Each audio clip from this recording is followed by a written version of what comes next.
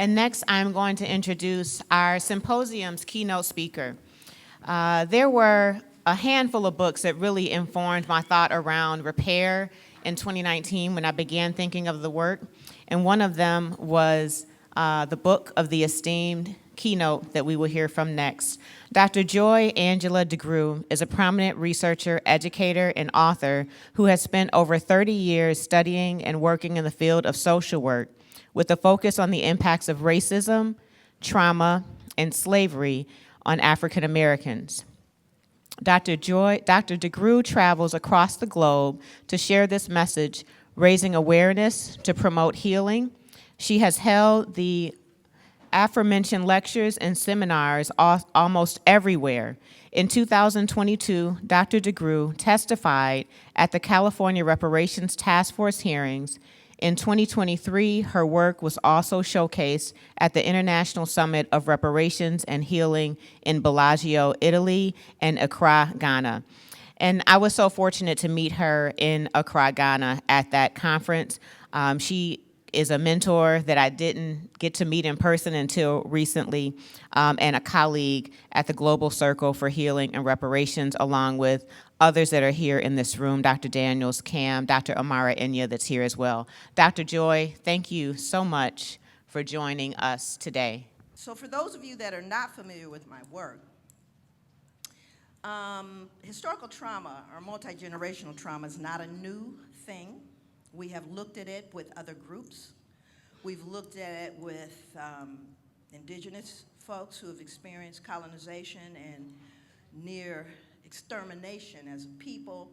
We have looked at it in terms of natural disasters. We have looked at it in terms of war. We've looked at it in terms of Holocaust. So I found it interesting that people started pushing back when I said slavery. And I was curious about why I could say Holocaust and not say slavery. Why is it that we could not speak our truth? Well, first, I didn't ask anyone's permission to do so. I have 4 degrees, 3 advanced degrees. More volume. Hey, it's my girl. I didn't know you were an artist. That's my table and folks at my tables and stuff. So one of the things that I started to look at when I started to look at trauma, right? So let's look at trauma from a fundamental vantage point. If I were to shoot this individual, we can assume that they're traumatized, yes? The person seated next to them are also traumatized because they saw it. Someone in the hall heard the shot, later find out who it is, they're traumatized. Family back in Louisiana get the message, they're traumatized. So that is a direct trauma and an indirect trauma. And any one of those levels could demand an amount of support, mental health assistance, medication. Are you following me? So that is one trauma experienced directly or indirectly. When we look at American chattel slavery, we're not talking about a single trauma. We're talking about hundreds of years of trauma. And it is not plausible that anyone that experiences that level of trauma escapes some level of stress-related illness. Are you following me? So this is not about trying to diagnose people. First of all, post-traumatic slave syndrome is not post-traumatic stress disorder. Post-traumatic stress disorder is treated with medications, talk therapy. People talk softly to people once a week. Post-traumatic slave syndrome cannot be remedied that way. It will require social justice. That's a part of it. So now you say, let me unpack it and let you know what it looks like. So I'm going to give you an example. There have been 35 million views of a video of me talking about this, but I'm going to give you an example of what it looks like, because I started to look at behaviors within my own community that didn't make sense to me, even as a child. My father called himself an Asiatic black man before, quote, black was beautiful in America. We were clear about our blackness. Yet in my community, if someone got mad at me, wanted to beat me up, they called me black first. You black, fill in the blank. You black. With the assumption then that by calling me black, it'll be an added injury. But why? I am black, and so are you. What's that about? So even as a child, it confounded me. I'm going, what are we doing? So then I started to look at other behaviors. Gosh, she's such a pretty woman, even though she dark-skinned. Oh, he was fine. He had good hair.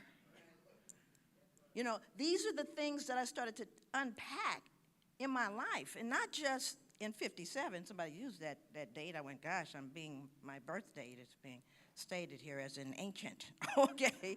So, and when I was a child, and I'm still hearing it, 2024, that's the problem. So that's an intracultural phenomenon that's being passed along. So now, let me give you a specific one that you could probably wrap your head around. Because it's always, whenever we hear these kinds of statements about slavery, oh man, who are you trying to blame? What excuses are you people? I wasn't there, okay? I didn't do it. Well, I wasn't there either.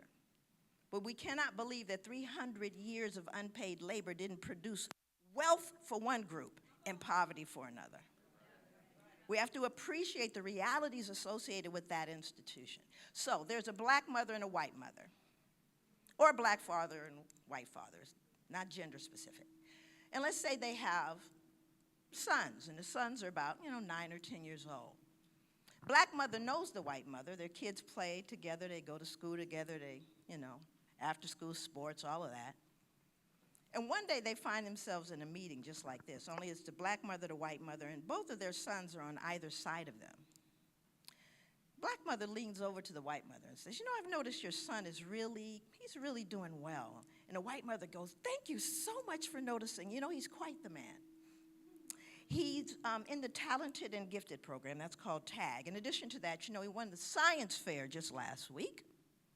And, his uncle's an astronaut, right? The boy is brilliant. And she's just oozing with enthusiasm. And she sits back in her chair. And as she sits back, she begins to realize that the black mother's son is excelling her son. So she leans forward and she says to the black mother, well, wait a minute, you're talking about my son. Your son's the one that's really coming along. Black mother's response, girl, get out of here. You should have seen that boy yesterday. Lord, he worked my nerves. He's something, oh, that boy. Yeah, you think so, but stop it. How many of you have seen that behavior, heard the behavior, right? Okay. So I read thousands of slave narratives, and I interviewed elders many years ago, and I found the answer to that. Because you see, so much of who we are, people say, well, that's just their culture. That's just how they are.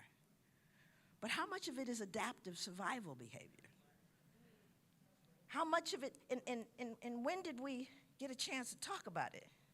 So I look at that behavior because you got to always remember, as a clinician, 30 years, 40 years really, it's the secrets that make us sick. Always. Nothing weighs more than a secret.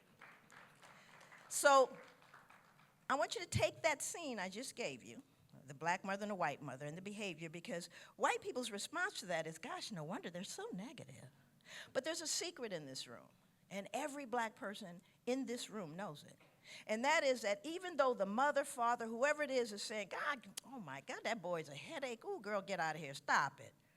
They're proud while they're saying those words. Am I telling the truth? Whole time they say, girl, stop. Proud as can be. But why? So if you roll it back 300 years, now you have a black mother who is enslaved, and so also are her children. White slave owner comes through, male or female, doesn't matter, sees that black mother, sees that black mother's son and says, oh man, that's your boy? That's your boy there? That boy's sure coming along. He's sure coming along, that boy. No, sir, he's stupid. He's shiftless. He can't work. Because I don't want you to sell him. If it's my daughter, I don't want you to breed her. So we denigrate them to protect them. Post-traumatic slave syndrome. And do you know how many of those there are? Because you see, we never had a chance to have this conversation. Because we were told to get over it. Something that was never examined. Get over it. And so what I do is I tell my people, because we can confound that. We can stop that in an instant. When someone says, oh, he is so brilliant, she is so amazing, say, thank you. That's it. But you see, I want the people in the room to not think about what I'm talking about, but what does it feel like when people do it? Because that's why we go, oh, stop. It's uncomfortable. It doesn't feel right. It doesn't feel safe. And it's an immediate response. Immediate. So there are so many of those. Next one you probably see also. If you're in a bank or a place of business in America, and there's a black parent, again, male or female, they have small children. Where are those children in the bank in proximity to their parents? Where are they? Sometimes they're holding on. Everybody move together. And if they do, get over it. You seen that behavior. In the same bank, white kids are rolling down the aisle, walking up on you. That's a pretty sweater. What's your name? You know, right? Now, here's what's happening. As a clinician, as a social scientist, the children are learning. Because you see, there are normal human behavioral developmental stages. And one is a level of secure attachment that allows me to explore in my environment independently. That's part of human development. So the black children are learning, innocent children. The white children are learning, innocent children. The white children are looking at the black children and going, something must be wrong with them. They can't move. And the black children are learning, this is not my world, it's theirs. I'll get in trouble. And so what happens then is we see in a way of protecting ourselves, because we all know what happened to Emmett. We know what happened to Emmett. We know what happens when you stray. You don't even have to stray. You just have to be standing and be black. So I'm going to make certain that you don't roll up on somebody white and get yourself hurt or maybe killed, right? So I get the behavior. And then what happens is that child gets internalized with shame and fear and anger. It gets wrapped into that little body right there. But you see, the task of development is always within us. So the mother or the father gets to the teller. The kids are lower than the counter, so they're trying to escape down the side. It's rolling down under the thing, because they're trying to meet the task of development. Are you following me? Okay, so the mother, the parent, doesn't see them because they're conducting business and they're trying to escape to freedom. That's what the children are doing. But there's a long line, and in the line are black people that don't know the children. Toward the back of the line is a black mother that sees the escapees and just basically gives that stare that we all know about. And the kid is like, man, jeez, right? So now we have a social control, because I got your back. I never said a word, I didn't talk to you, but I'm taking care of your child. Does that make sense? Okay. So the point is that you don't have to be there for it to be here. We don't have to go back to enslavement. Do you understand? It's right here with us because we never had the conversation. We never had the permission to talk about our injuries. So I do all that before advancing a slide, okay? Because it's important to get a kind of a foundation that this is not some sort of, the poor black people. If anything, I want to just give you some math. 339 years, because the first enslaved Africans came to the Carolinas in the 1500s. So 339 years of enslavement. Do you ever remember us getting any help? Nobody helped us, right? Okay, 339 years of enslavement, no help. Then we got freed. Any help then? No Dr. Phil came to work with you because they sold your children, beat, raped, pillaged, and every maniacal person like Dahmer had their way for 300 years. So 339 years of trauma, no help, freed, no help. Did the trauma continue? 339 years of trauma, no help, freed, no help, more trauma. We are a miracle is what we are. That's what we are.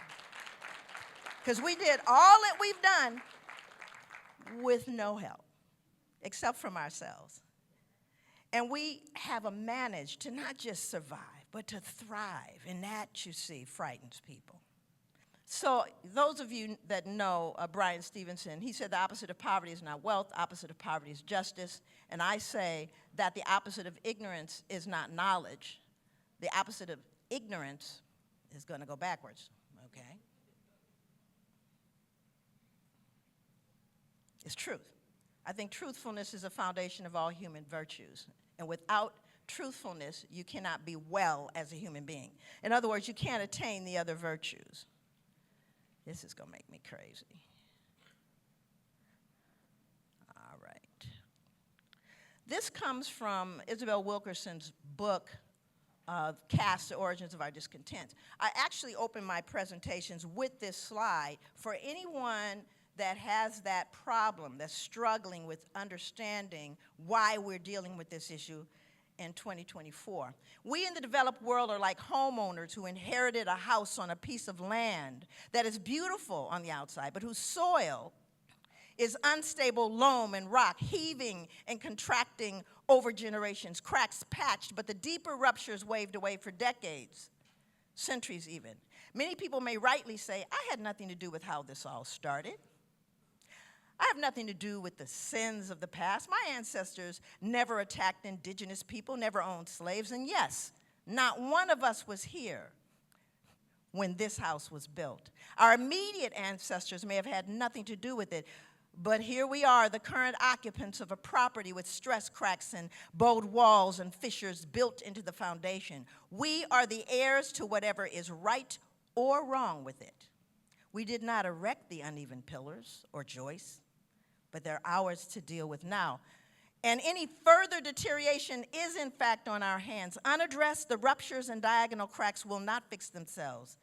The toxins will not go away, but rather will spread, leach, and mutate, as they already have. When people live in an old house, they come to adjust to the idiosyncrasies and outright danger skulking in an old structure. They put buckets under a wet ceiling, prop up groaning floors, learn to step over that rotting wood tread in the staircase. The awkward becomes acceptable, and the unacceptable becomes merely inconvenient. Live with it long enough, and the unthinkable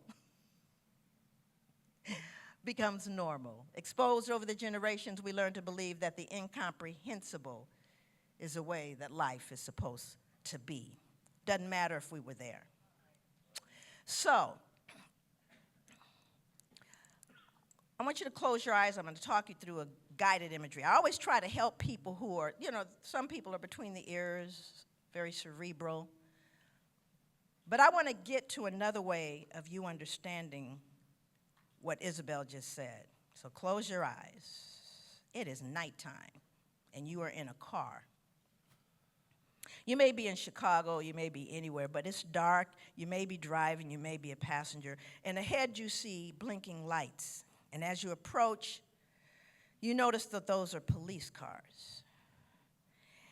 Beyond the police cars, you can see a yellow tape. Beyond the yellow tape, you see 3 young men on their knees with their hands handcuffed behind their backs, and they don't have shirts on. Now open your eyes. I was in Amsterdam a few weeks ago, maybe a month ago, I was in Amsterdam. And I asked the same question of them that I'm asking of you. Who did you see? Was it 3 blonde-haired, blue-eyed boys? And guess what? They didn't see that in Amsterdam either.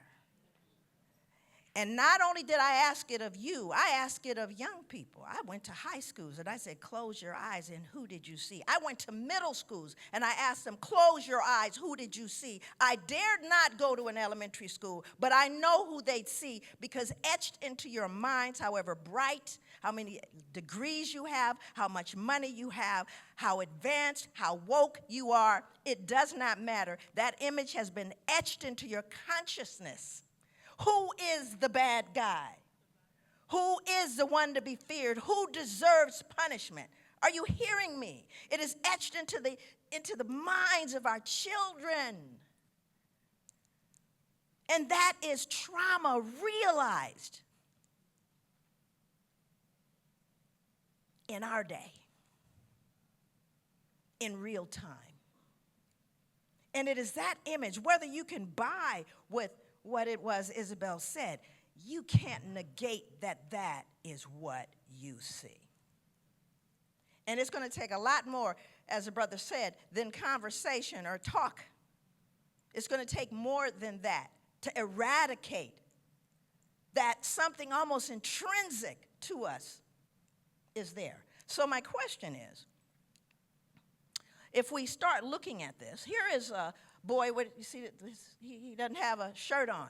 This is 16-year-old Corian Evans, who jumped into a river to save 3 girls and the police officer that was trying to save them. He dove in and saved them all. But we don't see him.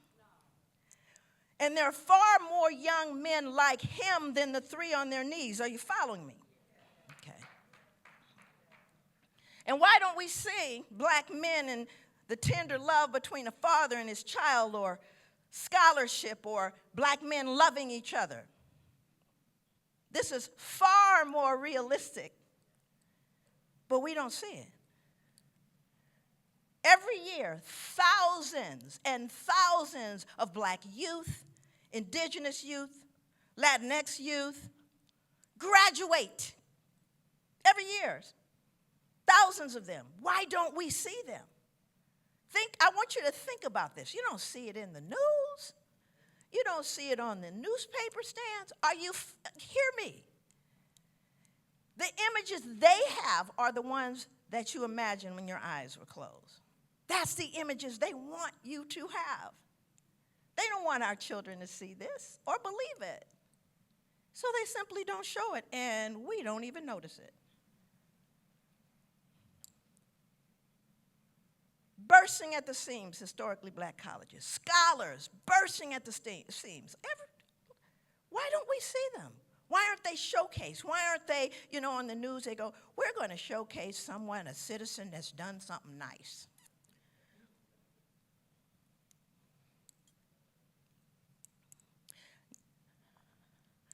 Physicians. It goes on and on and on. Pilots.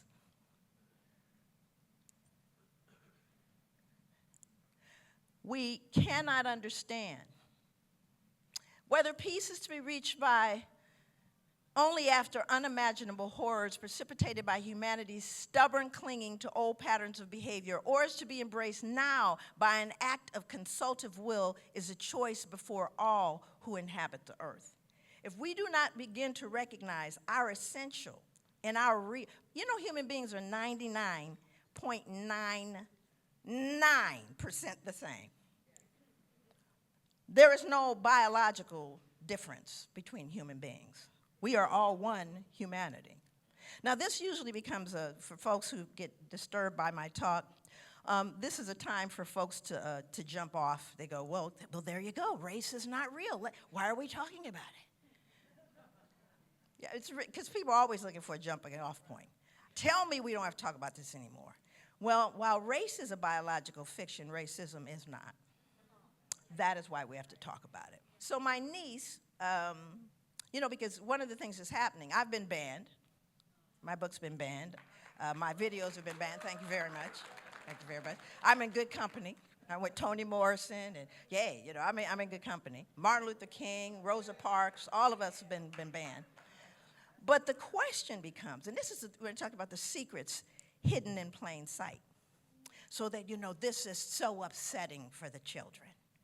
The white children guilty and they're just struggling. Well, my niece, who is in Oregon, Portland, the whitest city in the United States, she decided she's been doing work, so she, as part of her job, she shares important historical information with children throughout Oregon. She went to Sunnyside School in Oregon and talked to middle school students there. She told them about Benjamin Lay and Phyllis Wheatley. She also showed short films. At the end of each lesson, she gave them a worksheet. The question she asked them is, why might Thomas Jefferson have written that African people were not smart or creative? Now, this is taken from Notes on the State of Virginia, 1781.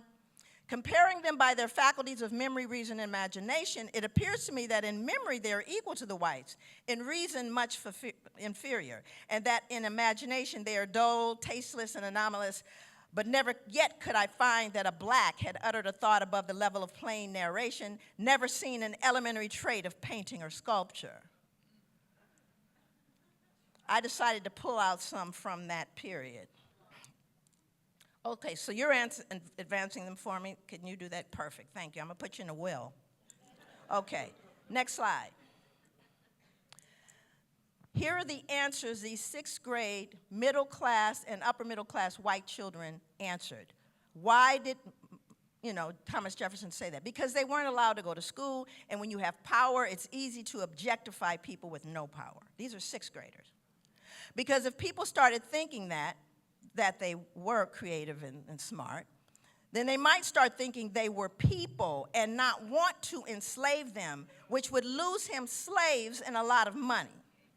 Because he was jealous and he believed that black people couldn't ever learn or be in importance. Because that is what he wanted people to think. It's easier to objectify people if you think of them as lesser than you. So he could look better or feel better about himself, feel more superior, because he is racist, because they didn't give them an education. Do they sound like children that are cowering in a corner, upset and unable to manage it? No, it is these answers that their parents have the problem with. It is not the children, but we bought it. We bought it with no evidence of it. They started shutting down, banning books, and we just accepted it. My niece just happens to be her job. She says, Auntie, I just thought you might want to know this. So nobody checks, because some folks get to just make laws and change things so that they can always win. Next slide. Those are the shoulders I'm standing on. So when it gets deep, and tell me it's not getting deep now, but it's been deeper. And these folks stood tall, and we're standing on their shoulders. Next slide. Black prosperity has provoked white resentment that can make life exhausting for people of color, and it has led to the undoing of policies that have nurtured black advancement. This was written in 2023. Let me unpack this for a moment. One of the things that white people decided, they said, we just don't want you near us. Can you just go away? We just don't want, we don't want to be in the same room with you. We don't want to eat with you. So we did. Next slide. And we built Tulsa and other towns. We had and owned our own businesses, hospitals, schools. We ran our own government, had our own policing, everything we needed. But what we understand is white people wanted us to go away, but they didn't want us to prosper. You can't go away and prosper. So, next slide. So first they looted and raped. Then they burned. And then they bombed. So this is on American soil, right? And recently they waited out the survivors so they didn't have to pay them reparations. Waited them out. And a white man came forward.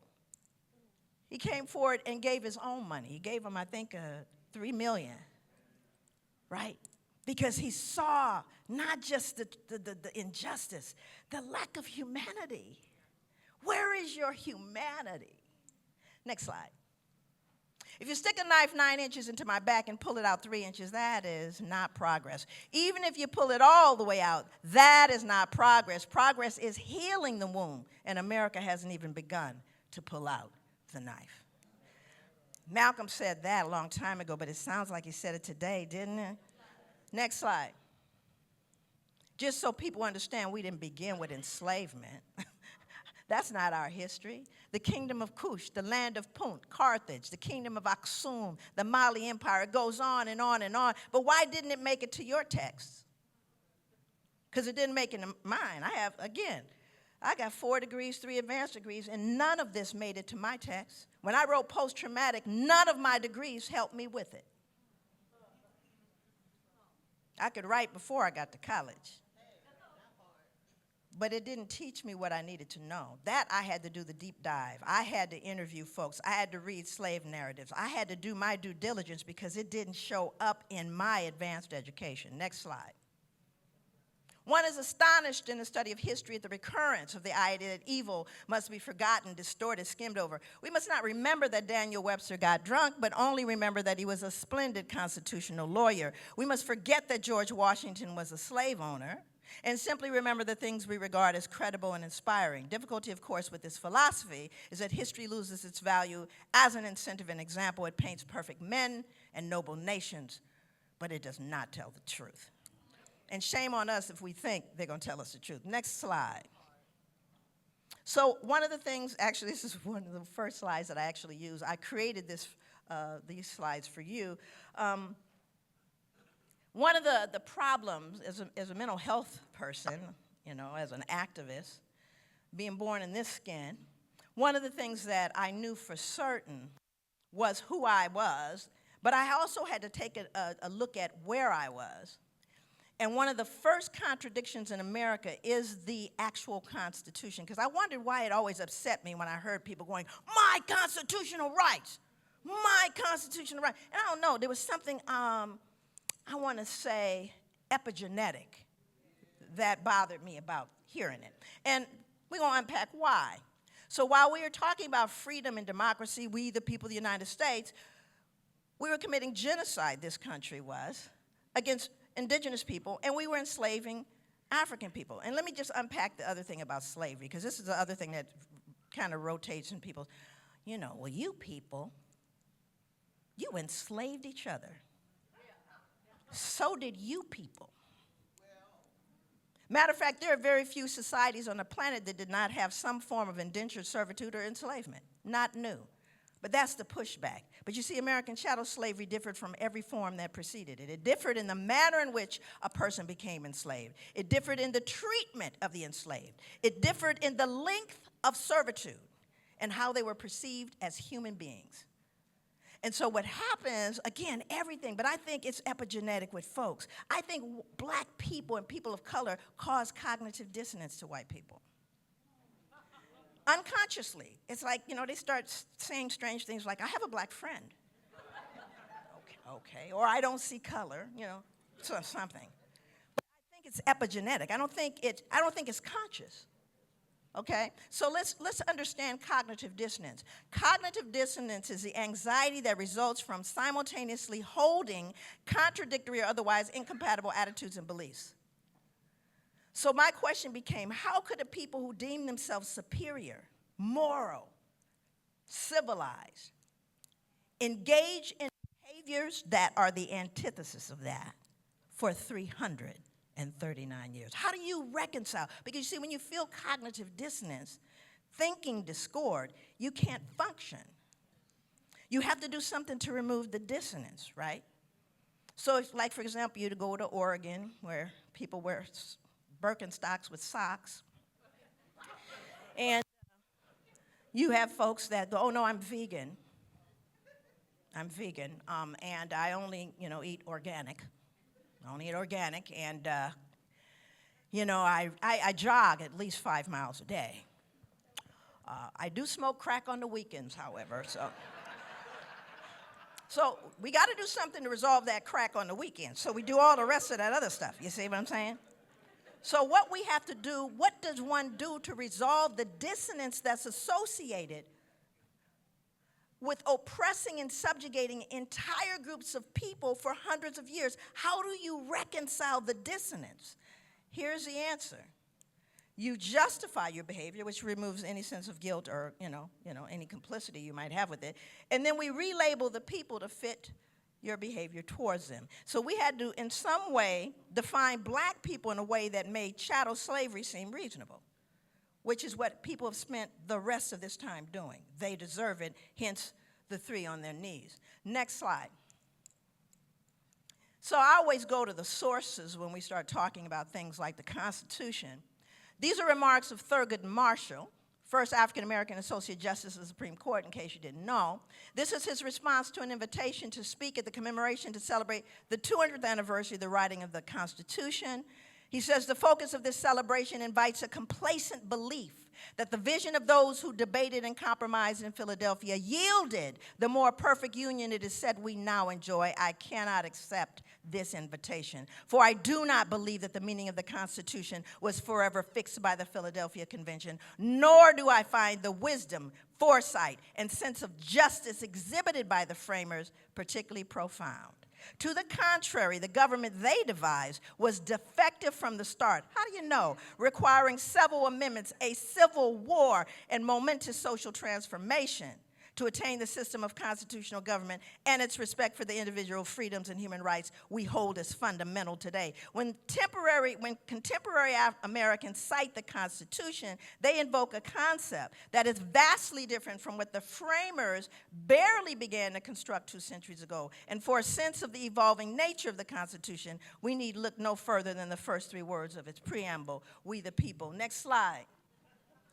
Writing for the Supreme Court in 1857, Chief Justice Taney penned the following passage in the Dred Scott case on the issue whether in the eyes of the framers, slaves were constituent members of the sovereignty and were to be included among we the people. We think they are not. They are not included and were not intended to be included. They had for more than a century before been regarded as beings of an inferior order and altogether unfit to associate with the white race, and so far inferior that they had no rights which the white man was bound to respect. Now that may sound like it was long ago, but you've seen this. You've seen it when that man had his knee on the neck of George Floyd. You saw someone that said, you have no rights that I am bound to respect. And we see it every day in America. So it's not back there, it's right here. Next slide. But in the propaganda against the Negro since emancipation in this land, we face one of the most stupendous efforts the world ever saw to discredit human beings, an effort involving universities, history, science, social life, and religion. Next slide. My book looks at history, science, politics, religion, education, medicine, media, and law, and that doesn't exhaust the list. It's all I had time to write about. Next slide. Next slide. How many of you been to the Statue of Liberty?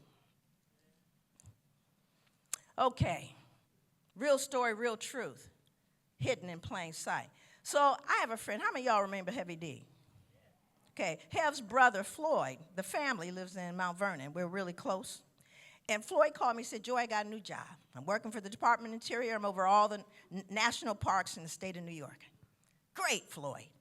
And I want you to come to the Statue of Liberty. I said, no, I'm not coming. He said, why? I said, because it's going to make me mad. I ain't going. He said, come on, Joy, I can get you a patch and go up in her eye and everything. I said, okay.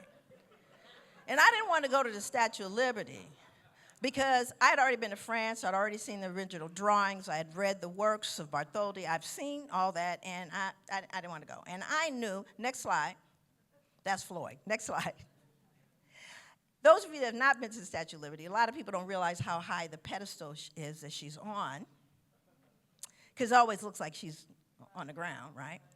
But I knew, if you look, she is holding in her right hand a torch, in her left hand, what is she holding in her left hand? Yeah, they don't know either. So when I was there, it's just a rectangular object with a Roman numeral on it, actually. But it used to be broken chains. That's what Bartholdi originally wanted. He said, I want there to be chains. This was commissioned in 1865. It was to really celebrate the end of slavery. And so, what is she the statue of? Liberty. So who are you liberating? You're liberating these enslaved black people. And Bartholdi really insisted upon that. But I saw the original drawing. I saw the actual original, and I knew she was holding, chains in her left hand. So I'm on my little tour, and that little circular thing, I don't know what they do now, but I actually went 3 days. 3 different days I went there, 3 times, years apart, because I went undercover last time. I just went undercover the last time. But so I knew he had the chains in her left hand, so I'm looking for him now. Next slide. So I found it. So Floyd and I, you can't even see it. It's so bad. You can see the light bouncing. We found it in the basement. In her left hand, she's holding broken chains. Can you see that? Right. So I knew it had to be there because it's a historical document. Because I said, we're going to find it. So we found it. By the way, her crown is not a crown. It's supposed to be beams of light. Little trivia there. So I'm feeling some kind of way. Because it's in the basement, encased in glass, behind figurines, facing a wall in a hallway. Hidden in plain sight. So I'm feeling some kind of way about that. But Floyd just got the job. You know what I'm saying? I'm like, I can't get the brother in trouble already, right? So Floyd, being Floyd, said, go on and bring it, Joy. So I spoke to Floyd's boss, and I talked to him about this situation. Next slide. This is Frederic Bartholdi. This is him, right? There's a bronze figure in the garden. And in fact, Bartholdi insisted that the chains remain. He supported abolitionism. He was he told them, you have got to have the chains. The United States said, no. Bartholdi said, yes. They said no. Who won? Next slide. Bartholdi won. They are there and have always been there at her feet where it is impossible to see them under any circumstances. Unless you're in, a helicopter with a zoom lens. Because you saw the pedestal, right? So if you're inside, you can't see her feet. So you can't see it. She said, oh, yeah, Bartholdi, we will make certain the chairs, though those chains are there, but we won't let anybody see them. Because you see, once you show the chains, then you have to explain the chains. So I was feeling some kind of way. So I said to his boss, tell you what I'm going to do. I said, I will pay to have a photo put on, just on display. I'll pay for it myself, just to have it put on display. And he said no. I said, I know there's a brother or sister over there in New York, somewhere up across that harbor that can just scope just that part. And he said no. I said, okay. So I started telling on him. I traveled all over the world. I was telling on them everywhere. I brought the slides out. I showed it to them. I was shaming them across the world. And then I get a call from the Department of the Interior. I wasn't scared because I'm from South Central, okay? Make it plain. Make it plain. So I said, that's all right. I did tell my family where I was going, just in case. So they flew me to this. This is number 2, because I've been the first time I'm going. This is the second time I'm there. And they said, Dr. DeGruy, we would like to correct this particular problem that we've had. We realize we've been negligent. And the first thing we want to do, Dr. DeGruy, is we want to hire you to train all of our rangers, which I did. Next slide. So I went back undercover. And one of the things that I did was I realized that on my 3rd visit when I went undercover, this is the picture that they have showing the chains. They're on both sides of the Statue of Liberty, by the way, at her feet. And it's new because it's colored. It's a color picture, right? All the rest of them are old, right? So you see all these old black and whites. Then you see the colored one. And, I just really wanted to know if the ranger that actually took me through would actually tell the story of the chains unasked, because I asked the first time. Okay, next slide. So the first thing I recognize is that they have it now. The picture is prominently displayed. Right there, everybody can see it. Wonderful, wonderful. Next slide. So then this is Ranger Slacker and myself. And Ranger Slacker told me the story of the Statue of Liberty unasked. He said, this is American history. It's mine and it's yours, and I'm proud to tell this story. That's what he said. And I'm thinking, great, we've done it, done. Because I came back, that was 2013. I went back the first time, it was 2007. And So I was coming in years. Next slide. This I did not know. Washington Post, May 23rd, 2019, the Statue of Liberty was created to celebrate freed slaves, not immigrants, its new museum recounts. Lady Liberty was inspired by the end of the Civil War and emancipation. Connection to immigration came later. Lady Liberty was originally designed to celebrate the end of slavery, not the arrival of immigrants. Ellis Island, the inspection station through which millions of immigrants passed, didn't open until 6 years after the statue was unveiled in 1886, and the plaque with the famous Emma Lazarus poem, "Give me your tired, your poor, your huddled masses, yearning to breathe free," wasn't added until 1903. Here's the rub.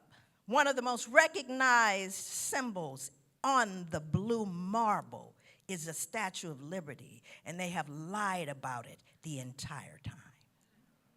I'd love to believe that Dr. DeGruy somehow picked a scab that no one knew. They've always known this. Don't you understand me? They've always known it. But they were afraid someone like me would do the deep dive. And so they made it like it was their idea when they created the museum. But I want to ask you, and you need to understand why this becomes important to Dr. Joy, because I'm all about healing. And I know when people go to the Statue of Liberty in Ellis Island, they go, my great-great, and my great-great, Ellis Island, Mayflower. But black men, women, and children walk by Lady Liberty and feel no connection to her. And do you understand that every black man, woman, and child can say she is mine? Never was meant for anyone else. That's the truth. But our children walk through and they feel no connection. How much taller would they stand? How much prouder would they be about those who paid for them? If we just showed the chains. We just wanted them shown, because my ancestors didn't come through Ellis Island. They were chained together in the belly of ships. How dare you erase them? And these are the things that I did the deep dive for. That's just one. Next slide. I don't know where I am in time. Sorry. Can't cover this. Trail of Tears. We know they killed so many of our indigenous brothers and sisters. Next slide. And that's how many buffalo they killed. Millions of them. For what reason? Our government starved the Indians and take their land. Policy. Next slide. Oh, it goes on far as the eye can see. They left rotting corpses. Next slide. And then they started spitting on the Indians for killing one buffalo, killing one whale. Next slide. I was curious about this in 2017 when Ottawa, Canada, gave $750 million to redress the problems caused by the residential school policy. They gave the indigenous folks in Ottawa, Canada, $750 million. But I'm always curious about when people do things. I'll say, why now? Y'all just remember what happened? Okay, from the 1870s to 1960s, government took children from native homes, placed them in church-run boarding schools where many were physically abused by who? Priests, nuns, and ministers. Money was spent on therapy and job training, skills training. Now, you know the global circle, some of us that are in the room, and hey, shout out to my folks out there. They had a visit to the Vatican. They went to the Vatican to address the Pope, who was not there, by the way. They ended up meeting with the bishop, because it's written into the canons of the Catholic faith. You can't deny what y'all did to Africa and black people. So the bishop was straight up. He said, yeah, this is long overdue. But I was curious about where the Pope was, because you see, when you give $750 million, which we should laugh at, what are they not wanting you to look at? Same thing with Statue of Liberty. Next slide. New York Times, horrible history, mass grave of 215 indigenous children reported in Canada. Not only there, but several of those boarding schools had mass graves. I'm going to give you 750 million so you don't find the dead bodies. That's where the Pope was. Pope was in Canada trying to put out that fire. Next slide. Next slide. Trauma can be the result of what has been done to us. Trauma can be the result of what we have done to ourselves and others. And trauma can be the result of what we failed to do. I will not be guilty of that one. Next slide. Hence, I have no mercy or compassion in me for a society that will crush people and then penalize them for not being able to stand up under the weight. You break my leg and then you complain that I limp. That is what has happened to black people, indigenous people. You break my leg and then you complain. Next slide. Well, that's us. That's us doing the work in Ghana. And the president of Ghana basically saying we owe reparations. Come on now. You can't lose that many people and not be complicit on some level. So that ownership is there. And again, full citizenship being offered. Next slide. I'm not the only one doing this work. This is UNESCO International Symposium, Healing the Wounds of the Slave Trade and Slavery Towards Mutual Recovery. In this room are people representing Senegal, Congo, Chad, Haiti, Brazil, France, Britain, Martinique, Antilles, and Switzerland. These are people who are doctors, who are educators, who are activists, who are epidemiologists. We couldn't even speak to each other. We were all speaking different languages, but we were saying the same thing, the need for healing. Because let me just tell you, if we do not heal us, there's not a chance. Next slide. Where am I in time? It's what time? Okay, I'm over, but I started late. Can I have a little bit more? Okay, so next slide. I'm gonna pass all this. Next slide. Next slide. Next slide. I want to bring this to your attention because I think it's really important. That much of what we're seeing that's occurring here in the United States comes from a fear of annihilation. This is not a new concept either. We know that there's been great fear. This is just taken from the United States Congress from the Oregon Territory. Negroes associate with the Indians, intermarry. What the story is here is the fear was the Indians were going to hook up, and I know everybody black think they got Indian in them. They don't. So the Indians going to hook up with the black people, have a bunch of children, kill all the white people. That's the fear.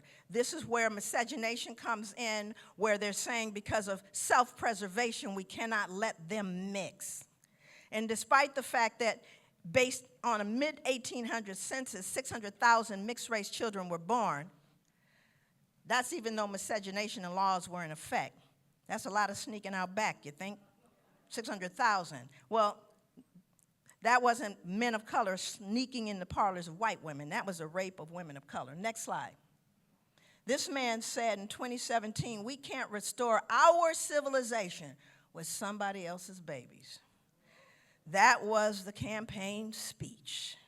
More white people are dying than being born, and they're already a very small minority on the blue marble. Next slide. Again, 2019. Fertility rates. Next slide. Again, shrinking white population. I want you to see this because we need to understand what is fueling the pathological fear. Next slide. Next slide. That's David Duke. Next slide. Statement from Dylan Roof. Black people are raping our women, taking over our country. Someone needed to do something about it. For the white race. Next slide. Diversity equals what? DEI equals what? Wokeness equals what? So we understand. We got to understand and unpack the whole picture. Next slide. 2018 increased banners because there's a whole lot of concern here. Send them all back. That would be you too. You will not replace us. Deport them all. Are you following me? Next slide. This is 2022. Next slide. 2020 was stated. 5 minutes, okay. Whew. Next slide. Got to go. Next slide. Just take a brief picture. You'll never see this in a book ever. That's how many slave-holding presidents we have that they don't want to talk about. Just so you know. Next slide. I'm sorry, I got to move. Next slide. That is a part of our folks' work meeting, literally meeting with the bishop at the Vatican. Next slide. Role of education, got to do this quickly. Next slide. Whew. Of course, Negro problem is the white man's burden to civilize all the uncivilized people. This was written into text. Next slide. Don't have time to look at this. Next slide.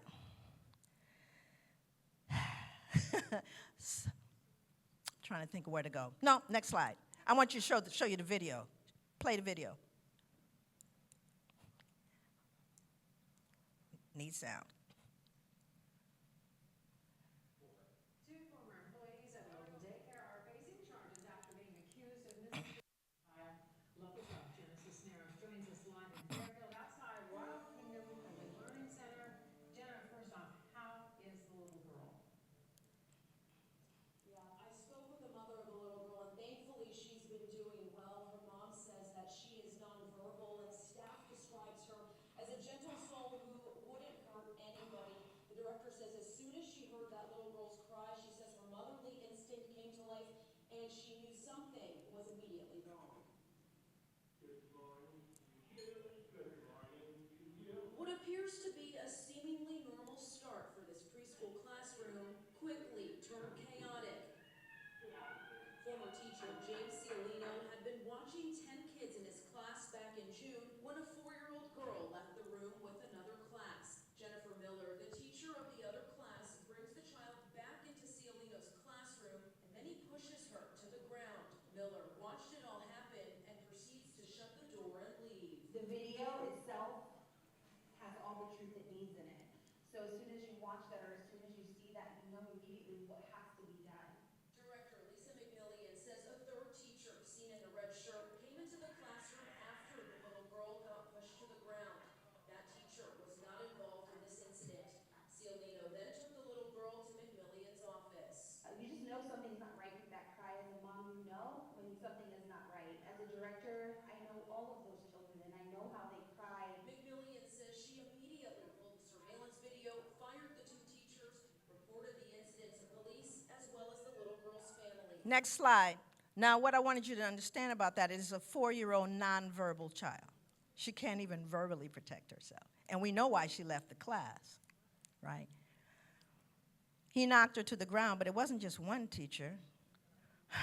It was two. And you see, we always look for the usual suspects, the police, because we know that policing came out of slave patrols.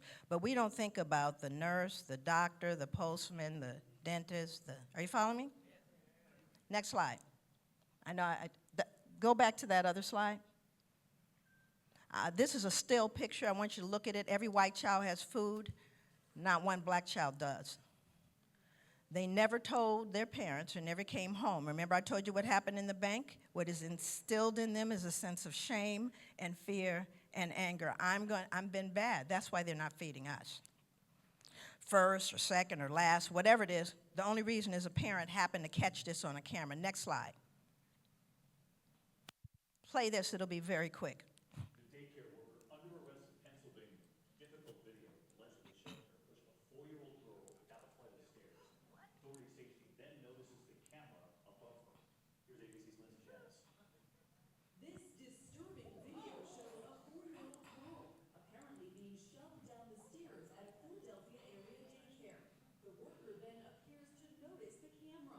At that point, she holds the little girl's hand and walks her down the remaining steps. Next slide. I know I don't have time. This is 2023. I don't have time to show them to you. Next slide. But this is a teacher who was leaving, was saying goodbye to all of the students and hugged every child except the black children. And the little girl reaches out her hand to her, and she doesn't take it. Next slide. Next slide. I'm trying to figure out where to end this, okay.